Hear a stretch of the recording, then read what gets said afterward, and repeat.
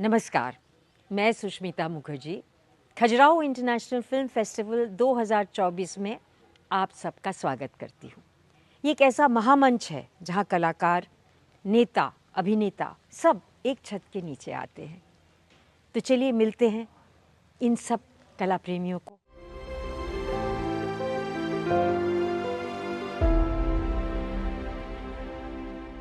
Hello, Laura. Hello. So this is your way of greeting. This is our way of greeting. Namaste. Namaste. Laura, it's so wonderful. You're here and you're so beautiful. Thank and you. And you've got a bindi. Yes, I went to the temple. Thank you so much for being here at the Khajuraho International Film Festival 2002. Thank you. Thank you. I would love to start our little conversation with knowing something about you, if you can tell our audience, because what we are doing is a knowledge bank, basically for the children who of Bundelkhand, of this province. We want to share your knowledge and your expertise, which you normally may not be able to have access to. So we want to share your life, your journey, your dreams, your vision. So would you like to start by sharing something about yourself? Yes. Well, I would like to share actually one of the French writers I really like. His name is Saint-Exupéry. Maybe you know Antoine de Saint-Exupéry. He wrote Who? Antoine de Saint-Exupéry. The Prince. Exactly. The Little Prince. Yeah, he wrote a book that's called The Little Prince. Of course. And I want to share this because there's a sentence in this book that I really liked as a child and has guided me. So maybe it could be helpful for the children. Yes. So the sentence is, fais de ta vie un rêve et de tes rêves une réalité. Make from your life a dream and from your dreams a reality. Lovely. Make your life into a dream and from a dream into a reality. Yeah, make your dreams a reality. Yes. That's The Little Prince. Yes. Yeah, we read it as a child. But you've got such a lovely way to pronounce it. We would say it's a Central Exupéry, but you know how to say it. It's The Little Prince, yes. So you were inspired by that journey, is it? Yes, because in my family, my parents were math professors, so not in the art. And Where did you grow up? I grew up in Strasbourg, in France. So it's on the border next to Germany. And I knew I wanted to be an actress, but I couldn't really tell my parents because they didn't consider it as a job, profession, right? Yeah. So I had to study. I studied science. I became an engineer, but in secret. Laura is an engineer? Yeah. Wow. In secret, when I was in my engineering school, I started to act and do, because I knew I wouldn't be happy. Yeah. I was an actress and I was an artist. So I followed my dream. Yes. And How did you do that? What did you do? Where did you study? So I went to study in Paris. So I got lucky because I got into the very good engineering school. But the beauty for me was that it was in Paris. So when I was in Paris, I started to do auditions and I started to do short films and I got an agent and then I did a lot of commercials. But did you train as an actor? And I also trained. So I started to train. I did theater when I was 12 years old, for fun. Yes. That was fine, everything for fun is fine, but not as a profession. And then, and after I finished my studies as an engineer, I also trained more formally as an actor, yes.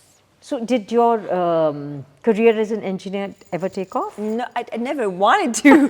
I just did the diploma. I didn't want to, it was not fun. I love learning. And that's why I also love that about acting, that when you are an actor, for every role, you have to learn something new. Absolutely. And of course, you have to study your characters, but it's also sometimes, like I spoke different languages.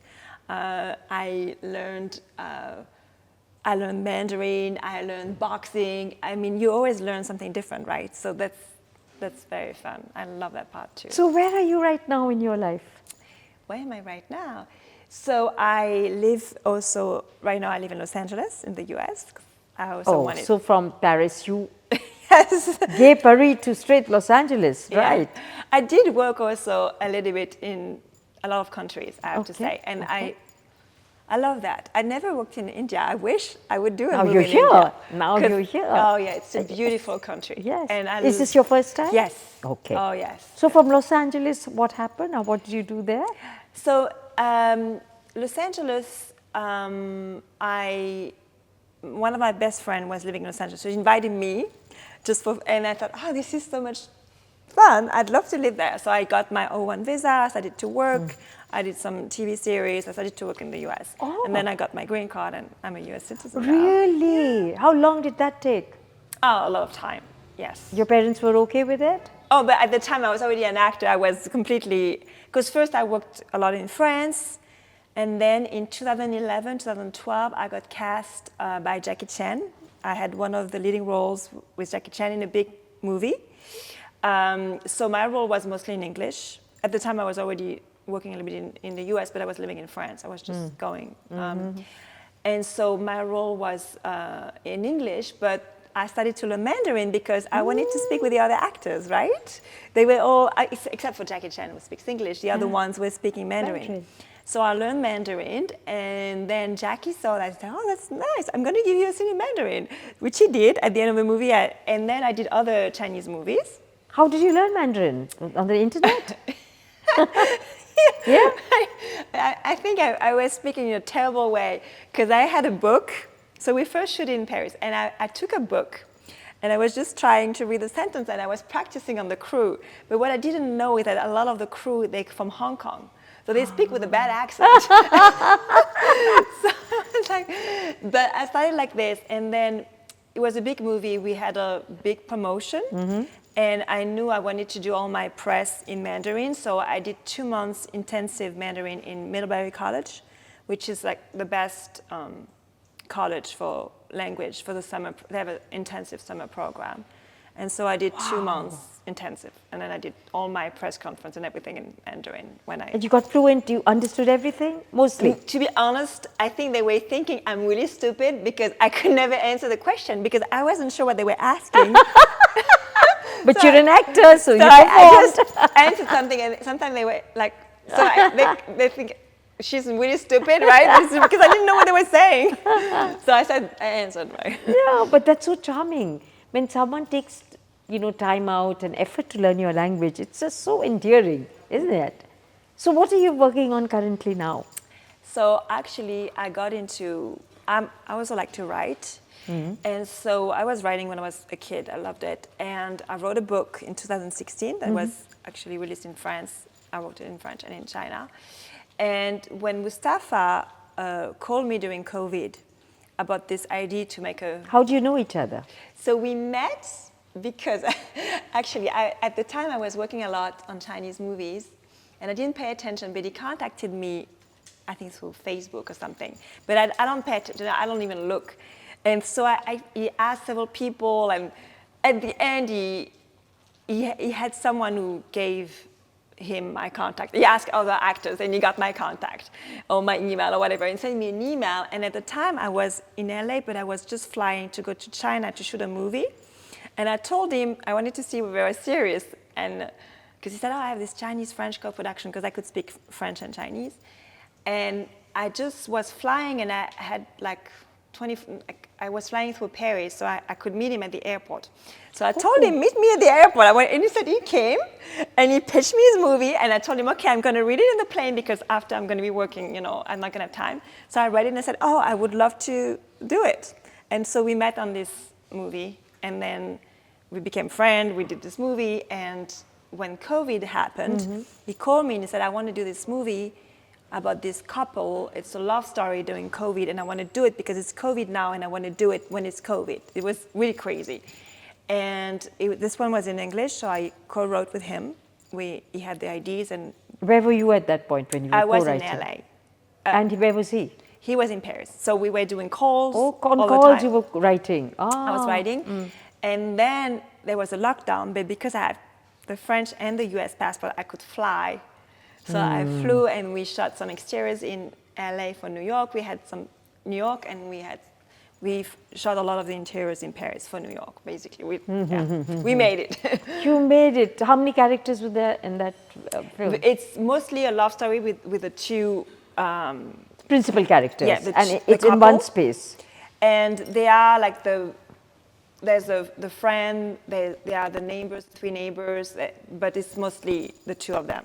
There's very few characters. He made it this way because And in Los Angeles, the two, who was the other actor? He was the actor with you? Who was the other actor? So we shot in Paris, the COVID-19 Ground Zero. We shot in Paris because there was a lockdown. Yes, so we couldn't do New York, and they couldn't travel. They couldn't travel, yeah. So we shot the movie mostly in Paris because I could travel. I was the only one who could travel, which was nice because there was no one in the airport at the time. Yeah. So we shot mostly the interior in Paris. We did some subway scene in Paris, but we mix it with exterior from the subway in New York, so you don't see the difference. Yes. But anyway, but mostly in an apartment in Paris or in Paris. And then your cameraman was from Paris? He was Mustafa was holding the camera and was the DP and was the director. And the actor was in Paris, so the couple, they both. You and that the hero, the other person. Yeah, the other guy looks from he looked like from Norway, so it was as if we said he's from Norway. I'm French. We live in New York, so we had an apartment in a tower, so it really looks like New York. New York, yeah. And even the corridor and everything. And we couldn't really find. There was a black actor who is the best friend of the lead actor, because there's also Black Lives Matter. Yes, of course. And we couldn't find. We had to find an American actor who was black in Paris during COVID. And so we couldn't really figure it out. So we ended up shooting him in LA and mixing it. It's like, but you don't see it. And you can't see it. You don't know. Yeah. Where did you edit it? I think after COVID. No, during COVID. He edited it in Paris. Mustafa. And then where is it? Where can we see the film? And what's it called? So you can see it at the festival. So I hope. What's it called? It's called COVID-19 Ground Zero. COVID-19 Ground Zero. Oh. It was showing today at the festival, and I hope maybe it's still available. Yeah. We can just, yes. I would love to see that. Please share that with me. How many minutes is it? I think it's 90 minutes. 90 minutes. An hour and a half. Lovely. So is that the last work you did? Or No. This was because... That was COVID, yeah. It was my first script as a co-screenwriter. Yeah. And after that, I thought, I actually like to write. I would like to write more. And so I started to write other things. And so right now I'm writing a feature film, a Hollywood horror film. And I also wrote... another project in French. I mean, I have one in English, one in French. What is your process of writing? How from thought inception right till, do you follow any guidelines? Like, do you follow any principles of script writing? Okay, so when I first started to write, no, because I didn't know, but like I studied screenwriting. I'm studying actually screenwriting even now. From where? At UCLA. Okay, in LA. UCLA. Yes. Okay. So now I think for COVID-19 Ground Zero, what I started to do is just talk to a lot of real people, like a lot of nurses and doctors, to get some real stories. And so I started from that. And Mustafa also had already the outline and what was going to happen. And for my French movie, which is on the first and only female doctor during World War I, it's a period piece. It's this one, I just wrote it and then I rewrite. I did different works. It was selected for some residence, something, and so. Where did the idea come, the seed of the idea? So this one is because I heard about this real story about this doctor. And for me, it was because when I was working on COVID-19 Ground Zero, I talked to a lot of doctors and female doctors. And they were telling me how they are tired or they want to see doctors on the screen.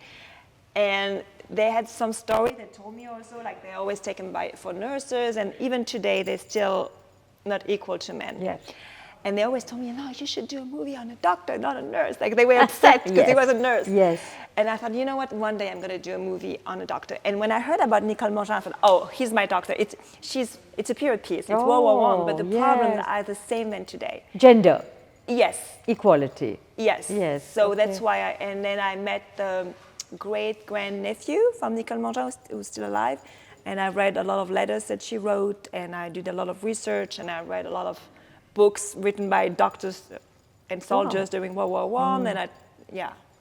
So you actually, I was talking to another screenplay writer who's very famous. He got 2 national awards, Ashok Mishra, and he was also telling me that research is a very important part of a script, Yes. especially on a realistic script. Then you can put your heart into it and make your own interpretation. Yes. So you write scene by scene by scene, I suppose. Yeah. Yes. Yeah. Yeah. But now for my whole film, I'm doing the Hollywood way, Which which is is? more like you really get the spine first. So you get the structure, let's say what they call the 9C, or like the different, there's 9 steps. Then you develop more into it's a called beach. it's called the, see, in theatre where I'm from, we call it a spine. Did you use the Yeah, word spine? Spine. Okay. But So- then I do the beat sheet. The beat sheet is a spine. But you have a first step before the beat sheet. And the beat sheet is a spine. So what is a 9C step? It's more like you start a movie with the character, which is the first C, right? You see the character in the normal life. Then So you see the character first. in every movie, you see kind of the- have okay, that. You need to okay. know who your character is. Okay. Then you have the, I can't remember how he calls it, but it's like the inciting incident where something happens. Okay. And the character, so it's the second C. And then you have the conflict, like, course.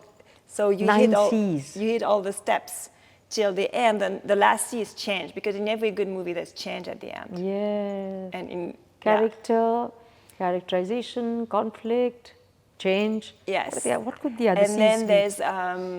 there's I don't remember how he called it, but basically you have the lowest moment in the movie where you think it's over, and then you have the climax. Pre-climax and then Yes. the change last. And then you have like 9 you have to Cs. see the conflicts of the antagonists. You have to see.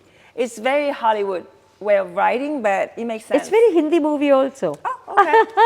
But we don't call it the 9 Cs. But I think, I think Hindi movies are also very much like this. Now you start with characters and there's conflict, and then of course we have a lot of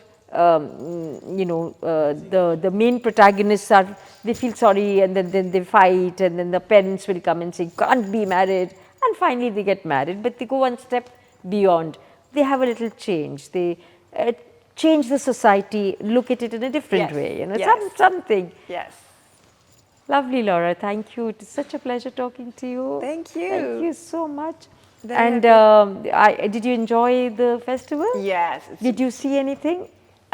Well, we saw the art and the dances, and it was fun. Yesterday they were playing these kind of drums, and they had the people. I guess they're sick with the Yes. and they were Bhangra. The exactly, Bhangra, and they yeah. were dancing, and we would dance with Yes, them. It was really fun. And some of them were topless. They were not. The men were not wearing it. It's so cold. Yes, we were all yes, shivering. yes. So it's very dynamic. Yes, I'm it's so really glad. nice to And now there's discover. another evening of, it's called Sanskritik Sandhya, which means cultural evening. So now we'll be going there for your. Oh, so even more Indian culture. That's Yes. really nice. Thank you, Laura. Thank you. Thank you so much. Thank you. Thank you.